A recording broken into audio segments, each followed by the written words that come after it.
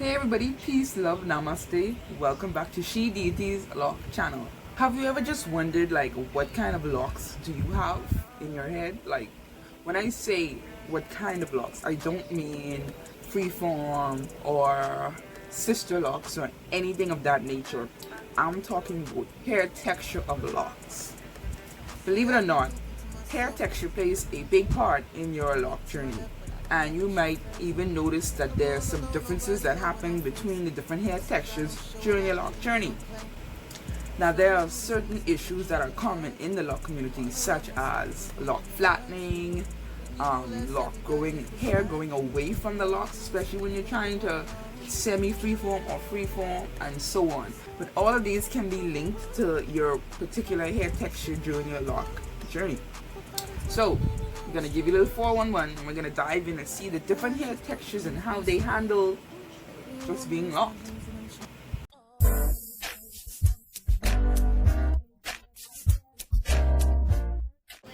And to start it all off, we're going to begin with type 1 to type 2 hair, which is Caucasian hair. Majority of it is very straight.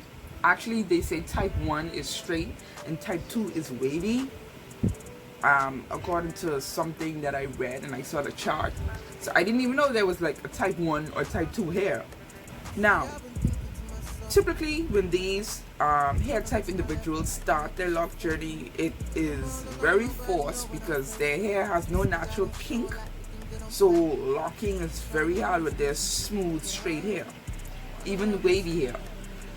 So you'll find that they have to probably interlock or instant lock, a method that helps them to form their locks. Now, even if you look at it, you can see where the flattening effect can be an issue when it comes to this type of hair locks. Okay, the flattening effect happens when people say, I've got some comments as towards having flat locks, how to prevent it, what causes it. And there are a number of things that can cause flat locks. When we say flat locks, like, you know how a lock normally has a cylinder shape? Flat locks means it has a more flattened shape, more of a freeform or semi-freeform look to it. Depending on your hair texture, it's very hard for you to avoid it. What hair types 1 and 2? Good luck with that. Because as you can see from the picture I displayed, the person with this type of lock, it can't be helped. From his root to his ends, it has a flattening kind of look, and that's because his hair is so soft that it's easily manipulated, so that when he either ties it down, wet it, put it in one, and leave it, it clumps and it mats that way, and it stays flat because his hair doesn't have any springiness, coils, kinks to it to help puffing it out, if that makes sense. And now we hit the threes. Yeah. Now, this example, I think this is an awesome example. Here we have Maya and Lisa Bonet. It's R&B singer Maya.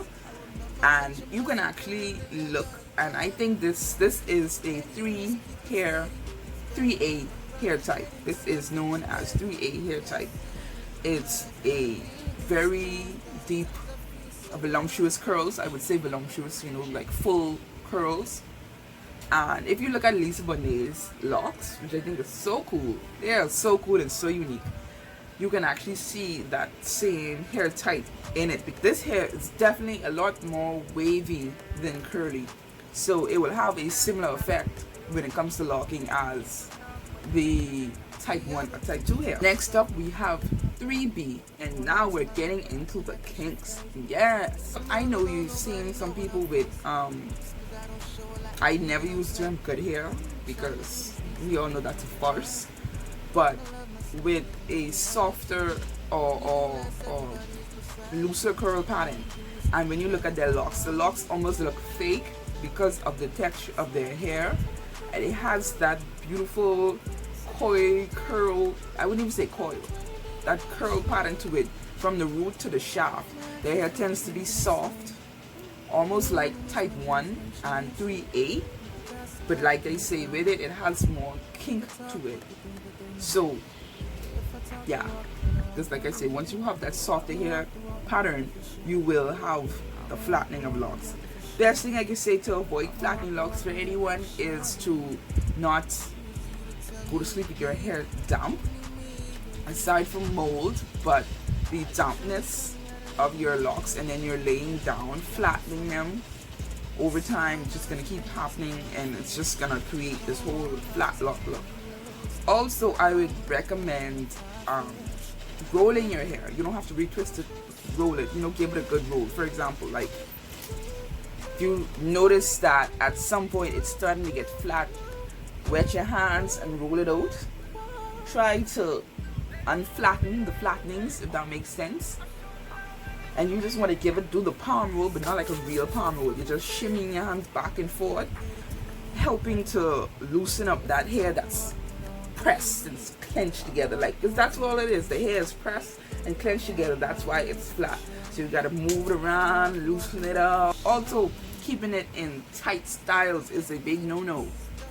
If you always have your hair pulled back in one, if it's constantly wrapped up, like some people wrap their locks a lot, I used to, and it's constantly being wrapped, it's constantly being suppressed, and it has that tendency to lay and form that way when it lays. Like when I used to wear my wraps to work a lot, I would slick my hair in one, very tight one, and then I would put a turban around my head. After a couple of months, I noticed the front of my head had a flat effect. Like right here, my legit edges and front of my locks had this flattening effect, even though I was semi-freeforming. When I turned to the side, it was wide, but it was narrow, and I was like, okay. Now we're on the 3C hair types. This hair typically doesn't have that matting problem as much. Once you don't do things that I mentioned earlier, the sleeping with it wet, tying it down a lot, and you keep waking it up, you shouldn't have a problem. Now we get to the good. We're on that 4A type hair, and this hair is freaking gorgeous. It's just gorgeous. Oh my god, listen. This refined, small, fine curls is just everything. It is everything. Everything. If I had her hair, I probably wouldn't lock mine. I don't know. I'm just saying. But yeah. And these individual locks, they just look like, I think they are some of the cutest locks I've ever seen. Their ends are super curly, curlier than the 3C. Anyone who has this type of hair, it is wild, it is hard to maintain, it looks beautiful, and it is beautiful, but controlling that is like, that hair is the type of hair that wants to go wherever and does whatever.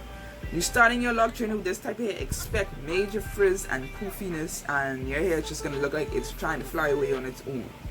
This type of hair is light as well. Like, it's very light, it's not heavy, so you won't have to worry about the heavy lock syndrome, at least not for a long time. I don't know why that type of hair is so light. Maybe because of the coils. It's hollowish, I guess.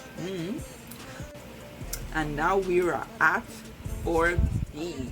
Yeah, I said it. 4B. 4B. That's some good stuff right there. That is some good stuff right there. A lot of people have 4B hair without realizing it more. And you may think that you have a 4C type hair, and when you wet your hair or something, or add a gel or custard to it, which I don't advise, but anyway, you will notice that your hair has more curl than you initially thought it did. So you have that 4B hair. 4B hair can easily be mistaken for 4C hair. There's no real issue with this hair type when it comes to locking. Any of the fours, actually, it's pretty smooth sailing when it comes to locking, getting it locked, keeping it locked, maintenance and all that. It's pretty much the same. The only difference in lock methods, maintenance, and processing is between the type 1, type 2s, the 3s, and the 4s. Oh my god, look at this 4C! Look at this 4C! Oh my god. Listen, this 4C is everything. This is life. Like, this is the most lively hair type there is. This is a hair that defies gravity, honestly. Actually, all of the 4 types defy gravity, but this one, it's lighter. It's not as heavy. I don't know if you guys ever noticed that for a type person hair, it does fall some. If she has a puff, let's say she has a puff, good size puff, it's gonna fall some. But when you get to that 4C, it's like the coils, the tight coils just make the hair lighter for some reason, and you won't have that fall so much. You will have a lift. So that's why I say this hair defies gravity. And look at these locks. Oh my god. Just beautiful. Just beautiful. Just beautiful. I think I have 4C type hair. Sometimes looks can be deceiving. But I am a 4C gal. This is what my locks look like on a normal basis when I don't have my twist in. Especially when I'm semi-free forming and I'm in between retwists. By the way guys, I'm thinking about retwisting my hair maybe twice a year. Maybe I should do every 6-month retwist instead of yearly retwists. I'm gonna ponder on that, and you guys let me know what you think. When you notice that you have a problem locking or your hair is not receptive to the retwists and the products are doing weird things to it and it's flattening, you have to remember that the hair type does play a big factor. It is a major factor, in fact.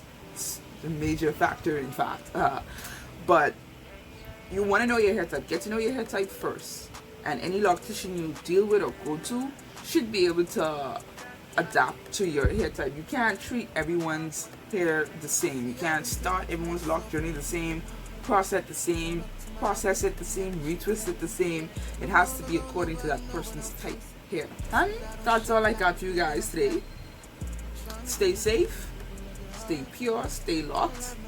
Thank you guys. Like, subscribe, comment. Remember I tell you about those comments. Ask me a question in comment and I will address it via video on YouTube. So get those questions out guys. Don't be afraid. Comment and I'll reply. Peace, love. See you guys.